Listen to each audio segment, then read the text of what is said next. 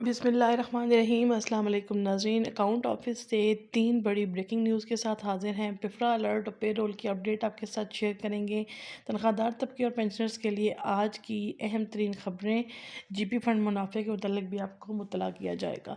चलते हैं वीडियो की तफसील की तरफ। तमाम पेंशनर्स और सरकारी मुलाजमीन को वेलकम करते हैं। आज की इस वीडियो के अंदर 3 बड़ी ब्रेकिंग न्यूज़ अकाउंट ऑफिस से सरकारी मुलाजमीन के लिए ताज़ा तरीन अपडेट है। पेरोल की अपडेट आपको देंगे, जीपी फ़ंड का इजाफा जो सरकारी मुलाजमीन का अपडेट हुआ है या नहीं, अकाउंट ऑफिस से ताज़ा तरीन सूरत हाल, जीपी फ़ंड के हवाले से आपके अलर्ट कटौती के हवाले से सरकारी मुलाजमीन को मौसूल हुए हैं, तो ये इशू भी डिस्कस किया जाएगा।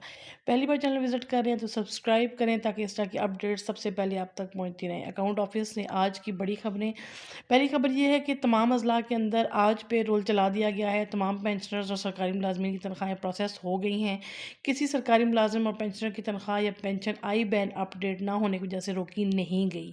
आई बैन तकरीबन 98% एम्प्लॉयज़ का, पेंशनर्स का कंप्लीट हो चुका है। बहुत थोड़े से मुलाजमीन और पेंशनर्स बाकी रह गए जिनका अभी अपडेट होना बाकी है।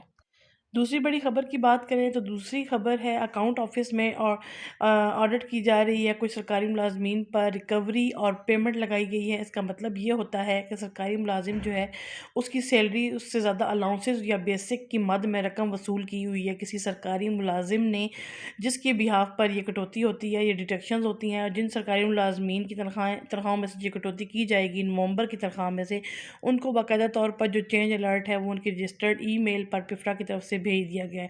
तो आप जो है वो तसल्ली के लिए अपना ईमेल चेक कर लें। अगर वहाँ पे अलर्ट आया हुआ है तो इसका मतलब ये है कि आपकी तनख्वाहों में से कटौती होने जा रही है, और अगर नहीं तो इसका मतलब है वो कटौती आपकी नहीं होगी। तीसरी बड़ी खबर ये है कि सरकारी मुलाजमीन और पेंशनर्स को इस दफ़ा तनख्वाहें और पेंशन 25 नवंबर बरोज़ सोमवार से मिलना शुरू हो जाएंगी।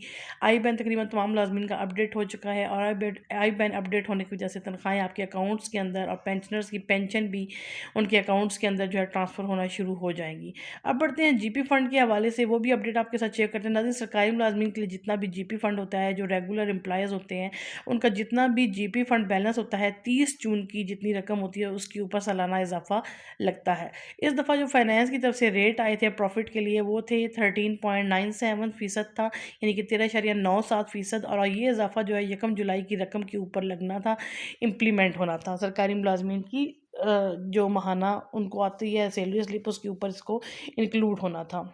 लेकिन सरकारी मुलाज़मीन का जीपी फ़ंड जो बैलेंस है वो अभी तक अपडेट नहीं हो सका था। इस हवाले से ज़रा ये कह रहे हैं कि इस महीने जो है सरकारी मुलाज़मीन का जो जीपी फ़ंड है वो सिस्टम ने अपडेट कर दिया है।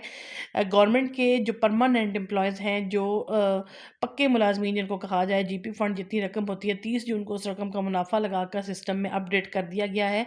ये यानी कि इस महीने जो आपकी सैलरी आएगी, सैलरी के बाद जो सैलरी स्लिप मिलनी है उसके ऊपर ये इज़ाफ़ा शुदा रकम भी आप देखेंगे, जिसके अंदर ये प्रॉफ़िट भी लगा हुआ होगा।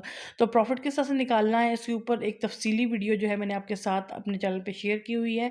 यहाँ भी थोड़ा-सा मुख्तसरन आपको गाइड कर देते हैं। आपके अकाउंट में अगर 10 लाख रुपए जीपी फ़ंड की मद में मौजूद हैं, तो 13.97% का मतलब ये होता है यहाँ पे 1 लाख और 9,000 रुपया जो है वो आपका जमा हो जाएगा। अगर आपका 20 लाख रुपया जीपी फ़ंड में मौजूद है तो इसको कैलकुलेट करेंगे तकरीबन 2,80,000 या उससे कुछ रकम 500 रुपया कम तकरीबन जो है वो रकम बन जाती है, जो आपके अकाउंट में प्रॉफ़िट की मद में शामिल कर दी जाएगी।